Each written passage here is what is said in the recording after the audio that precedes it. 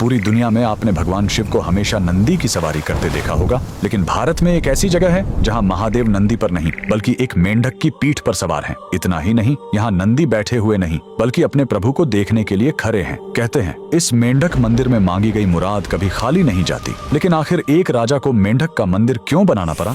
कहानी करीब 200 साल पुरानी है, उत्तर प्रदेश के ऑयल रियासत की। वहाँ के राजा बख्तावर सिंह बहुत प्रतापी थे, लेकिन वो कुदरत के आगे हार चुके थे। उनके राज्य में सूखा पड़ गया था, प्रजा पानी के लिए तड़प रही थी और दूसरी तरफ राजा का अपना आंगन सूना था। उनका कोई पुत्र नहीं था जो आगे चलकर गद्दी संभाल सके। राजा पूरी तरह टूट चुके थे। तभी राज्य में एक महान तांत्रिक का आगमन हुआ। उसने राजा की परेशानी सुनी और एक ऐसा उपाय बताया जिसे सुनकर सब हैरान रह गए। तांत्रिक ने कहा, राजन, ये सामान्य सूखा नहीं है, आपको मंडूक तंत्र का सहारा लेना होगा।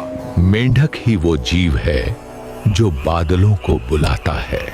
आपको एक ऐसा मंदिर बनवाना होगा जो मेंढक की पीठ पर टिका हो।